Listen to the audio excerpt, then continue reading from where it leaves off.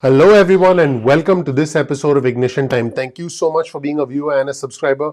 This is an important episode because we're going to get new details about the massive infrastructure plan from President Biden and the importance that the conservative senator from West Virginia, Joe Manchin, is going to play in these negotiations. But a lot of stuff has been going on. President Biden actually spoke today, conducted his first ever press conference since becoming president. And I think he came out of the gate swinging. That's what President Biden did. Let's take a look at this segment where President Biden says that the filibuster is being abused in a gigantic way, basically setting the stage for the potential elimination of the filibuster, which is going to be a very, very interesting and a permanent change to the United States Senate. Let's take a look at some important segments, starting with this highlight from the president's first press conference. Let's roll the tape and watch the President of the United States.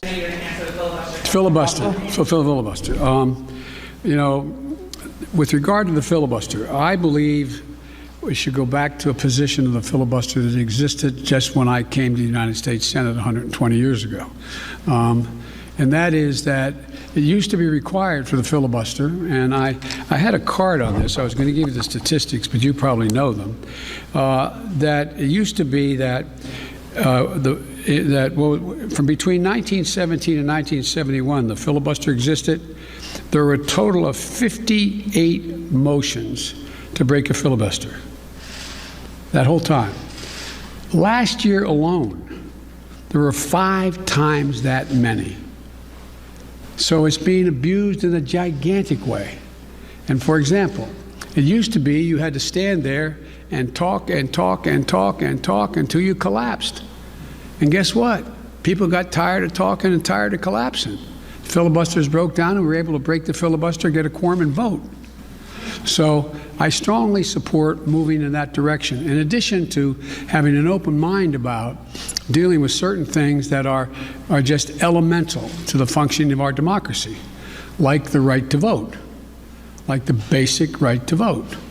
We've amended the filibuster in the past. But here's the deal. As you observed, I'm a fairly practical guy. I want to get things done. I want to get them done consistent with what we promised the American people. And in order to do that, in a 50-50 Senate, we've got to get to the place where I get 50 votes so that the Vice President of the United States can break the tie, or I get 51 votes without her. And so I'm going to say something outrageous. I have never been particularly poor at calculating how to get things done in the United States Senate.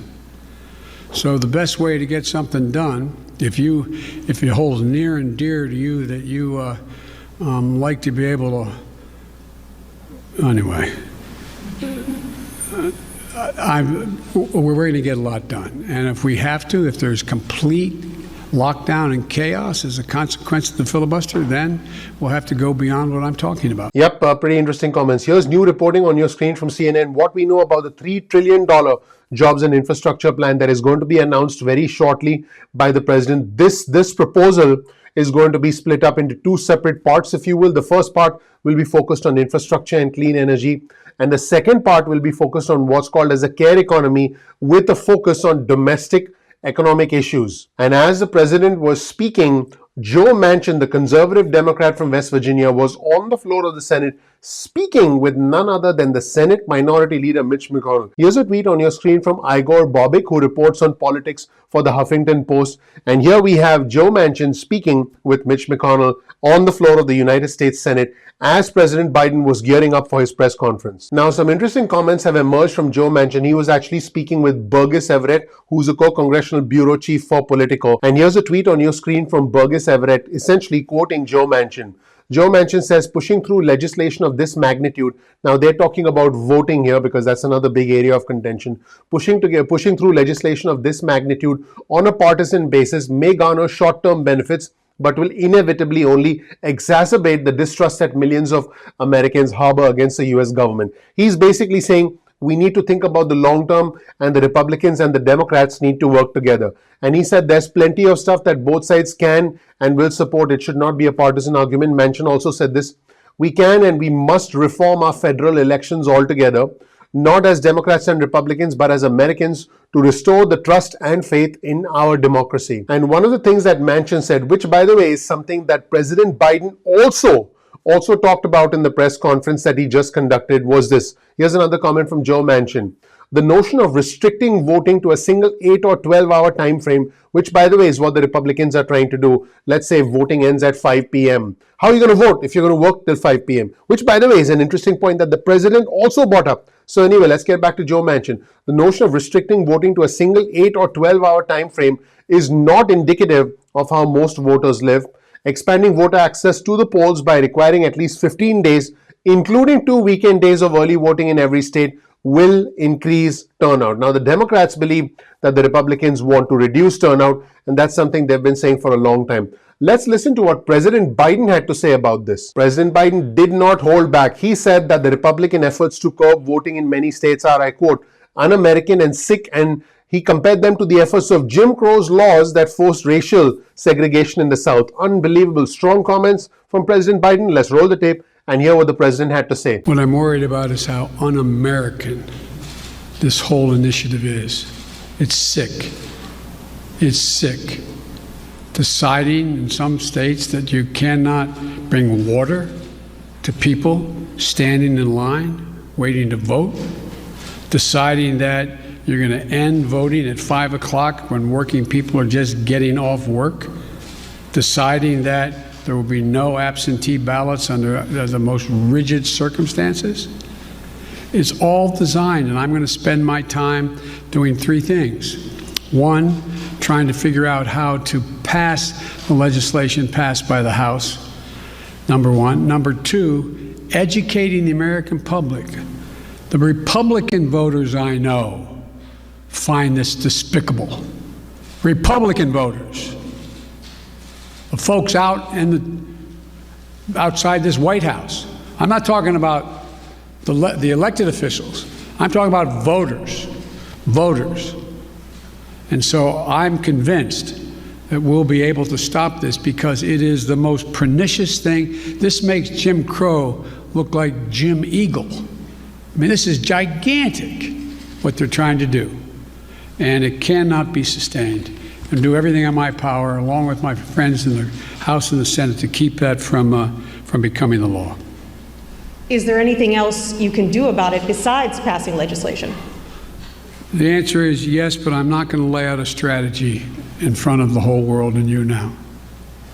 Then, on a related note, have you decided whether you are going to run for re-election in 2024? You haven't set up a re-election campaign yet, as your predecessor had by this time. My predecessor needed to. My predecessor. Oh, God, I miss him.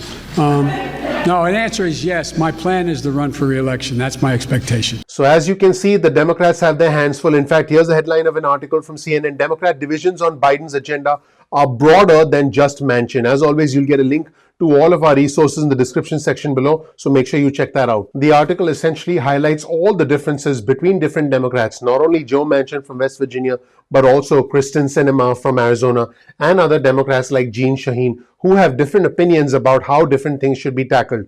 As always, again, you'll get a link to the article in the description section below if you want to dig deeper. So back to our best friend, Senator Joe Manchin from West Virginia. Here's the headline of an article on your screen from NBC News. Joe Manchin calls for an enormous infrastructure package paid for with new taxes. He said he favors rolling back parts of former President Trump's 2017 tax cuts to fund a bill with the goal of rebuilding America. In other words, we are likely to see a big infrastructure package, and we are likely to see an increase in corporate taxation and an increase in personal income taxes for the richest among us. In fact, here's what Manchin said about the infrastructure package. Folks, this is significant. This tells us that another huge package is coming from the Biden administration. I'm sure of one thing, it's going to be enormous. That's what he said. He also said he couldn't predict a price tag, but he said Congress should do, I quote, everything we possibly can do to pay for it. He said there should be tax adjustments to former President Trump's 2017 tax cuts.